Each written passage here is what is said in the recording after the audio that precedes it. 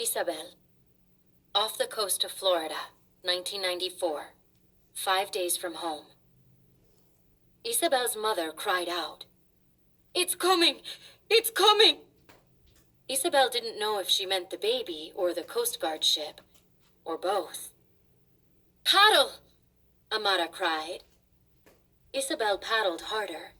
She could see the shore, could see the beach umbrellas folded up for the night but still stuck in the sand. Strings of lights, palm trees, more music. A salsa now. It was all so close. But so was the Coast Guard ship. It bore down on them, its red light flashing, its powerful motor thrumming, water sluicing from its bow. Isabel's heart hammered. It was going to catch them. They weren't going to make it. Lito froze. "It's happening again," he said. "What? What do you mean?" Isabel asked, panting. "When I was a young man, I was a policeman," Lito said, his eyes wild. "There was a ship full of Jews from Europe. And we sent them back. I sent them back. Sent them back to die when we could so easily have taken them in. It was all politics, but they were people. Real people.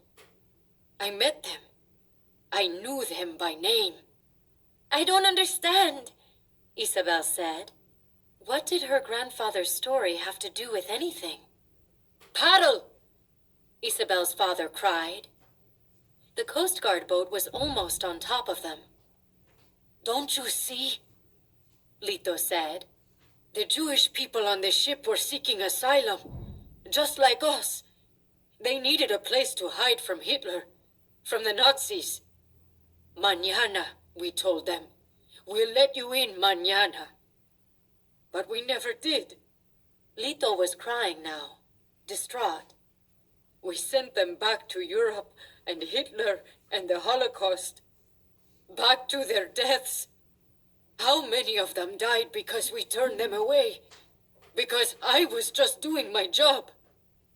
Isabel didn't know what ship her grandfather was talking about, but she knew about the Holocaust from school. The millions of European Jews who had been murdered by the Nazis. And now her grandfather was saying that a ship full of Jewish refugees had come to Cuba when he was a young man? That he had helped to send them away? Mañana. Suddenly, Isabel understood why her grandfather had been whispering that word over and over again for days. Why it haunted him. When would the Jews be let into Cuba? Mañana. When would their boat reach America? Mañana. Mañana had never come for the Jewish people on that ship, Isabel realized. Would Mañana never come for Isabel and her family either? A calm came over Lito, as though he'd come to some sort of understanding, some decision. "I see it now, Chavela. All of it. The past, the present, the future. All my life, I kept waiting for things to get better. For the bright promise of mañana. But a funny thing happened while I was waiting for the world to change, Chavela. It didn't. Because I didn't change it. I'm not going to make the same mistake twice. Take care of your mother and baby brother for me." "Lito, what are you—" "Don't stop rowing for shore!" Isabel's grandfather yelled to everyone else. He kissed Isabel on the cheek, surprising her, and then stood and jumped into the ocean.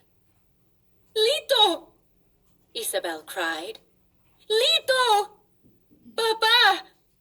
Isabel's mother cried. "What's he doing?" Isabel's grandfather popped back up a few meters away, his head appearing and disappearing in the waves. "Lito!" Isabel cried. "Help!" he cried, waving his arms at the Coast Guard ship while at the same time swimming away from it. "Help me!" he yelled. He jumped in to distract them, Papi realized. They'll come for us first, Senor Castillo said. No, he's in danger of drowning. They have to rescue him, Amara cried. This is our chance. Row! Row! Tears rolled down Isabel's cheek where her grandfather had just kissed her goodbye. Lito! She cried again, reaching out for him over the waves. Don't worry about me, Chavela. If there's one thing I'm good at, it's treading water, Lito yelled back. Now row! Mañana is yours, my beautiful songbird. Go to Miami and be free. Isabel sobbed. She couldn't paddle, couldn't row, couldn't do anything but watch as the Coast Guard ship veered away from their little boat and steered toward her grandfather. Went to save him and send him to Guantanamo, back to Cuba. Mahmoud, Hungary, 2015. 17 days from home. They came for Mahmoud and his father again the next morning, this time to take them to a crowded refugee camp in a cold, muddy field surrounded by a wire fence. Multicolored camping tents stood among heaps of trash and discarded clothes, and Hungarian soldiers in blue uniforms and white surgical masks guarded the entrances and exits. There was only one real building, a windowless cinder block warehouse filled with row after row of metal cots. Mahmoud and his father found Mom and Walid among the newly arrived refugees, and they shared a tearful reunion. They were each given a blanket and a bottle of water and found cots for themselves. But when the food was delivered, they missed out. The Hungarian soldiers stood at one end of the room, tossing sandwiches into the crowd like zookeepers throwing food to the animals in a cage. And Mahmoud and his family didn't know enough to rush the tables to catch their lunch.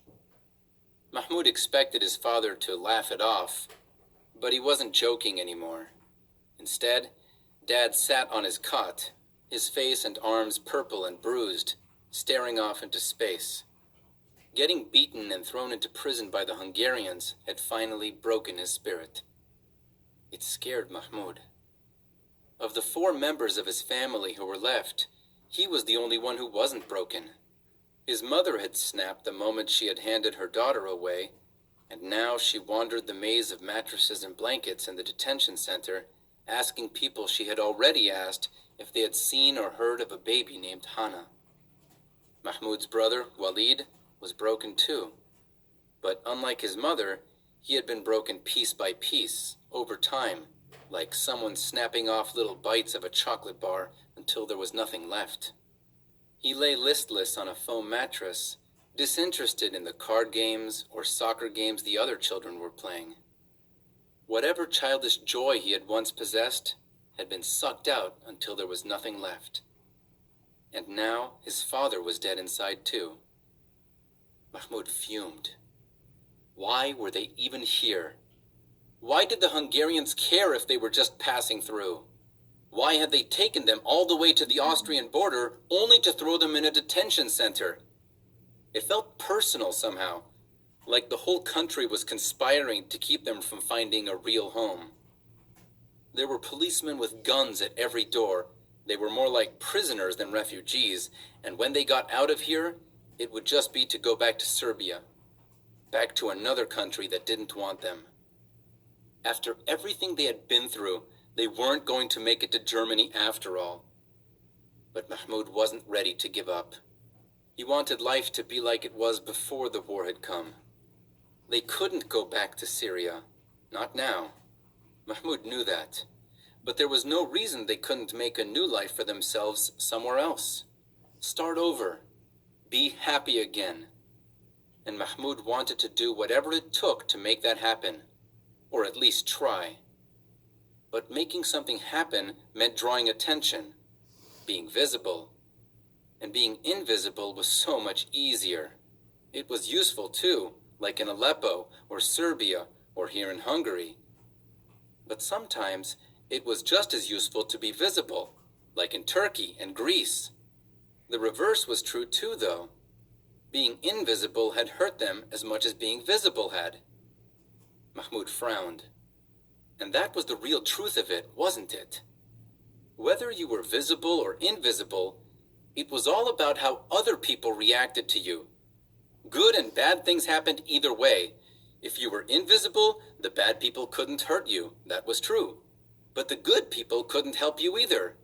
If you stayed invisible here, did everything you were supposed to, and never made waves, you would disappear from the eyes and minds of all the good people out there who could help you get your life back. It was better to be visible, to stand up, to stand out. Mahmoud watched as a door on a nearby wall opened, and a group of men and women in light blue caps and vests with the letters UN written on them came inside, escorted by some important-looking Hungarian soldiers. Mahmoud knew that the UN was the United Nations, the same group that had been helping people at the Kilis refugee camp. The UN people carried clipboards and cell phones and made notes and took pictures of the living conditions. This place was run by the Hungarians, not the UN, so Mahmoud guessed they were there to observe, to document the living conditions of the refugees. Mahmoud decided, right then and there, he was going to make sure the observers saw him. Mahmoud got up from his cot and walked to the door. All he had to do was push his way through, and he would be outside. But a Hungarian soldier stood guard next to it. She wore a blue uniform, a red cap, and a thick black leather belt that held a nightstick and had all kinds of compartments. Over her shoulder, she carried a small automatic rifle on a strap, the barrel pointed at the gymnasium floor. The guard ignored Mahmoud. He stood right in front of her, but she looked over him, past him. Mahmoud was invisible as long as he did what he was supposed to do, and as long as he was invisible, he was safe, and she was comfortable. It was time for both of those things to change. Mahmoud took a deep breath and pushed the door open. Chunk-chunk. The sound echoed loudly in the big room, and suddenly all the kids stopped playing, and all the adults looked up from their mattresses at him. It was green outside, and sunny, and at first Mahmoud had to squint to see. "Hey!" the guard cried. She saw him now, didn't she? The UN observers did too. "Stop! No! Not allowed!" the soldier said in bad Arabic. She struggled to find the right words and said something in Hungarian that Mahmoud didn't understand. She started to raise her gun at him, and then she glanced up and saw the frowns on the faces of the UN observers. Mahmoud stepped outside. The woman looked around at the other guards and called out to them, as if asking what to do. Mahmoud took another step, and another. And soon he was away from the building, walking toward the road. Walid ran through the door after him, followed by the rest of the children. The Hungarian guards yelled after them, but they didn't do anything to stop them. "Mahmoud!" Walid said, panting as he ran up alongside his brother. His eyes were bright and alive for the first time Mahmoud could remember. "Mahmoud! What are you doing?" "I'm not staying in that place and waiting for them to send me back to Serbia." "Come on," Mahmoud said. "We're walking to Austria." Joseph. Vournay, France, 1940.